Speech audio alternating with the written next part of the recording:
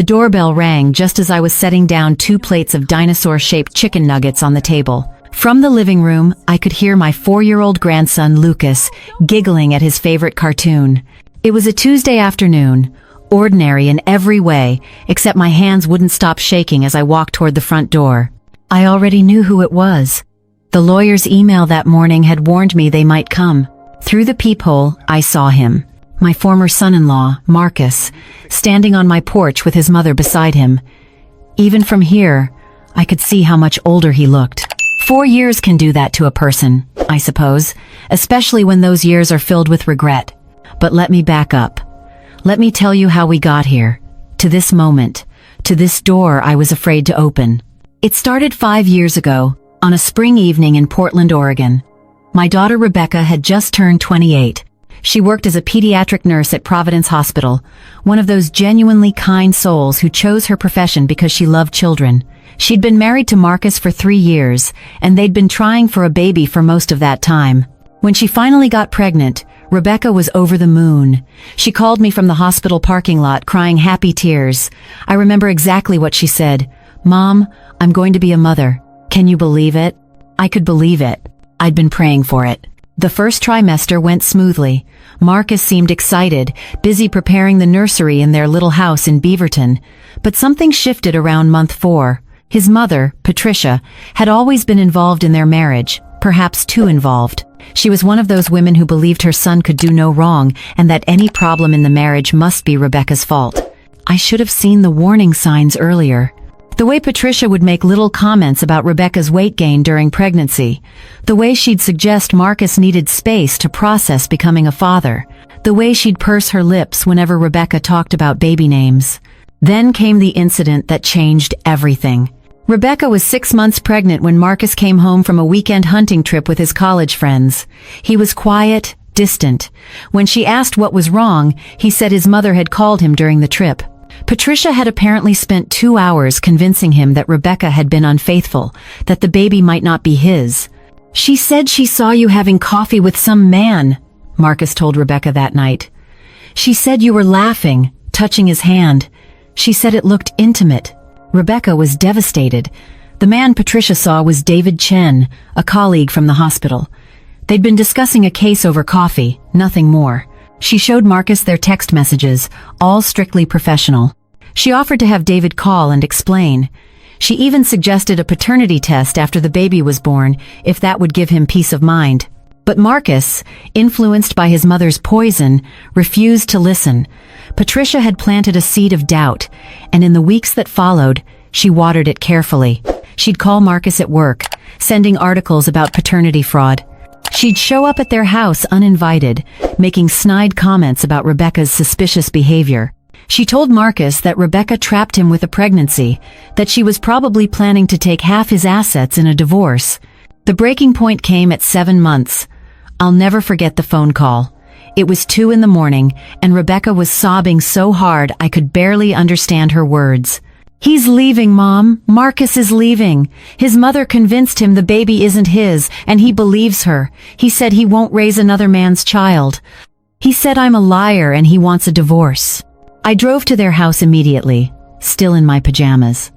When I arrived, Marcus was loading boxes into his truck while Patricia stood in the driveway, arms crossed, a satisfied smirk on her face. "This is what happens when women lie," Patricia said when she saw me. "My son deserves better than a cheater." "Rebecca has never cheated," I said, trying to keep my voice steady. "You've poisoned his mind with paranoid delusions." "A mother knows," Patricia replied coldly. "I can see the signs. That baby isn't Marcus's, and we won't be responsible for it." Marcus wouldn't even look at me.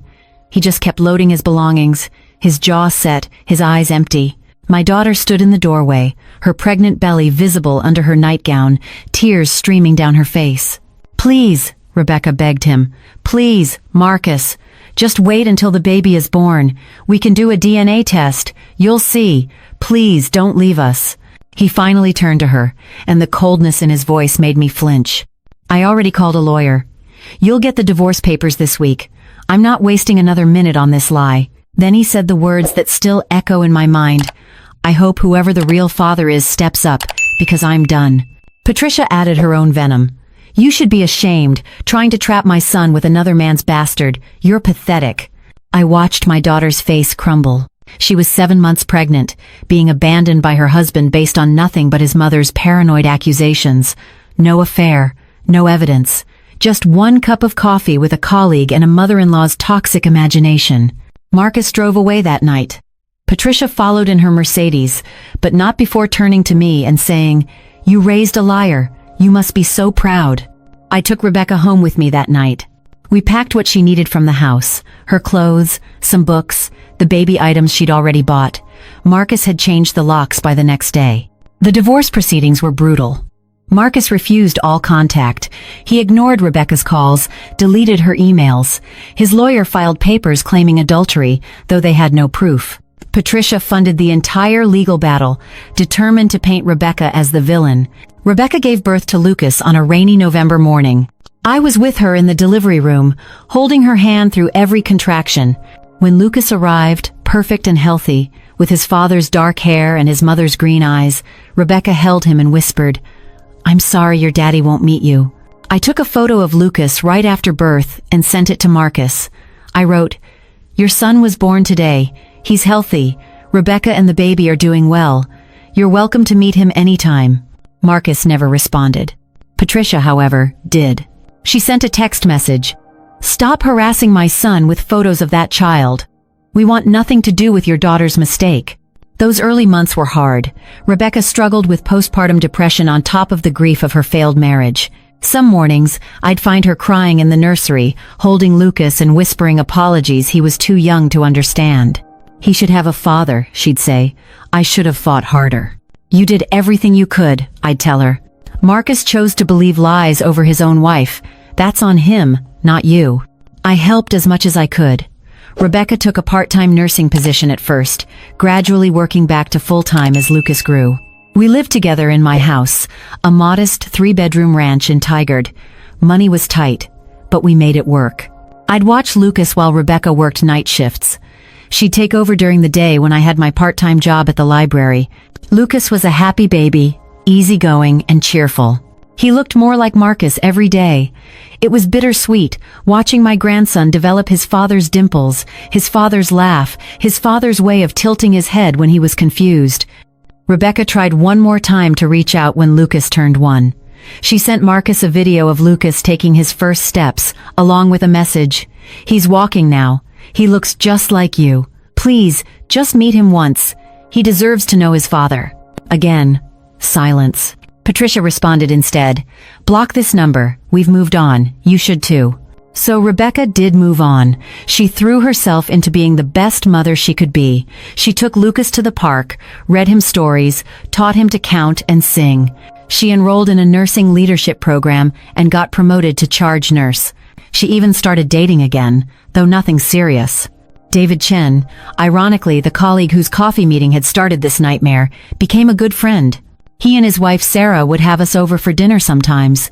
Their daughter Emily was close to Lucas's age, and the kids loved playing together. Life wasn't perfect, but it was peaceful. Then, 4 years after Marcus left, everything changed. It started with a phone call to Rebecca at work. Marcus's brother, James, whom we hadn't heard from since the divorce, asked if they could meet. Rebecca was hesitant but agreed. They met at a coffee shop near the hospital. James looked uncomfortable, she told me later. He kept fidgeting with his cup, not making eye contact. "I need to tell you something," he finally said. "Marcus got a DNA test done." Rebecca's heart must have stopped. "What? How? When?" James explained that 6 months earlier, Marcus had hired a private investigator.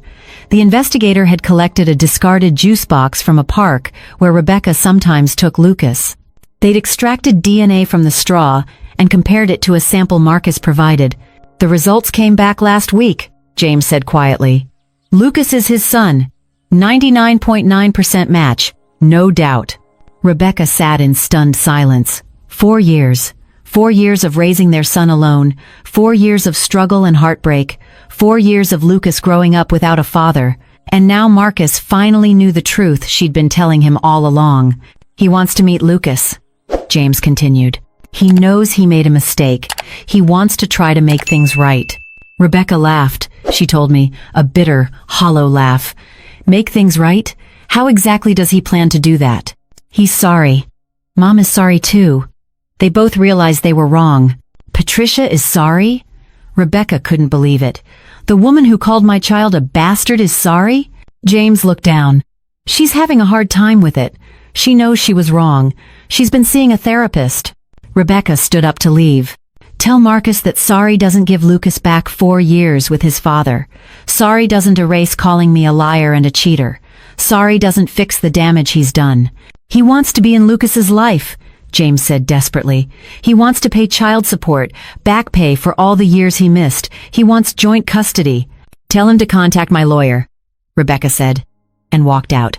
That's when the legal letters started arriving. Marcus filed for paternity rights, for visitation, for joint custody. His lawyer argued that now that paternity was established, Marcus deserved to be in his son's life. Rebecca fought back. Her lawyer argued abandonment, emotional distress, years of absent parenting. The judge would decide. But in the meantime, Marcus had requested to at least meet Lucas to explain himself to Rebecca. Which brings us back to that Tuesday afternoon, with Marcus and Patricia standing on my porch. I opened the door but didn't invite them in. I stepped outside, pulling the door closed behind me so Lucas wouldn't see. "Hello, Margaret," Marcus said. He looked terrible, dark circles under his eyes, hair thinner than I remembered. "Marcus." I kept my voice neutral. Patricia stepped forward. She looked older too, her usual perfect makeup unable to hide the stress lines around her mouth. "We need to talk to Rebecca. We need to apologize." "You've had 4 years to apologize," I said. "Why now?" "We know we were wrong," Marcus said quickly. "The DNA test proved it. Lucas is my son. I should have trusted Rebecca. I should have waited for proof before I left." "Should have," I repeated. "That's a powerful phrase, isn't it? You should have trusted your wife. You should have been there when she gave birth. You should have been there for Lucas's first word, his first step, his first day of preschool. But you weren't." "I know." Marcus's voice cracked. "I know I failed, but I want to fix this. I want to be Lucas's father." "You are Lucas's father," I said sharply. "Biologically. But you gave up the right to be his dad when you abandoned him before he was even born." Patricia spoke up, her voice uncharacteristically small. "I was wrong to suspect Rebecca. I let my own insecurities poison my son's marriage. I've been getting help, therapy, trying to understand why I did what I did." "Good for you," I said, unmoved. "But that doesn't undo the damage. Do you know what Rebecca went through? She had postpartum depression. She cried herself to sleep every night for months. She had to explain to a baby why his daddy wasn't there. And you," I turned to Patricia, "you called my grandson a bastard. You called my daughter a liar. You funded a divorce based on paranoid delusions." "We want to make amends," Marcus insisted. "Please, just let me see him. Let me see my son." The door behind me opened. Rebecca stepped out, having heard voices. She'd come straight from work, still in her scrubs. She looked at Marcus, and I watched as 4 years of pain flashed across her face. "Hi, Rebecca," Marcus said softly. "Marcus." Her voice was ice. "I'm sorry. God, I'm so sorry. I should have believed you. I should have done the test when you first suggested it. I should have been there." "Yes, you should have." Rebecca crossed her arms. "But you chose to believe lies instead. You chose your mother's paranoia over your wife's word. You chose to abandon your pregnant wife based on absolutely no evidence." Patricia stepped forward. "Rebecca, I was wrong. I see that now. I was overprotective and paranoid. I destroyed my son's marriage with my suspicions. I'm truly sorry." Rebecca looked at her for a long moment. "Do you know what you put me through?" I begged Marcus to stay. I offered proof, offered testing, offered everything, and you convinced him I was a liar. You called my baby a bastard. "I know. I'm ashamed." Tears ran down Patricia's face. For the first time, she looked genuinely remorseful. "I've ruined everything. My son's marriage, my relationship with my grandson, everything." "You have," Rebecca agreed coldly. "And now you want to meet Lucas? You want to be grandma? After 4 years of pretending he doesn't exist?" "Please," Marcus begged. "I know I don't deserve it, but please, Let me meet him. Let me try to be his father." Rebecca was quiet for a long moment. I could see her thinking, weighing, calculating what was best for Lucas. "He's 4 years old," she finally said. "He doesn't know you. He's never asked about you because I've always told him that some families look different, and that's okay. He has me, he has his grandma, he has uncles and aunts who love him. He's happy. I want to be part of that," Marcus said. "I want to give him everything I should have given him from the start." "You can't give him back 4 years," Rebecca said. "You can't give him back the father he should have had at his birth, at his first birthday, at every milestone you missed because you chose not to believe me. I know. But I can be here for the next 40, 50 years. I can be here now." Rebecca looked back at the house, where we could hear Lucas singing along to his cartoon. "Here's what's going to happen. You will go through the proper legal channels. If the court grants you visitation, we'll start slowly. Very slowly. Lucas doesn't need his world turned upside down because you suddenly decided to be a father. And this," she gestured between them, "this is over. There's no going back. You destroyed our marriage. You destroyed my trust. The best I can offer is co-parenting, and even that is generous considering what you put me through." "I understand," Marcus said quickly. "Whatever you want. I just want to be in his life. And you," Rebecca turned to Patricia, "you stay away until I decide Lucas is ready to meet you. If that day ever comes, you will never speak poorly of me in front of my son. You will never try to undermine me as his mother. You will respect that I raised him alone while you convinced your son to abandon us." Patricia nodded, crying openly now. Yes, of course. Whatever you want." "Good. Now leave. I have dinner to make for my son." Rebecca turned and went back inside, leaving Marcus and Patricia on the porch. I looked at them both. These people who had caused so much pain.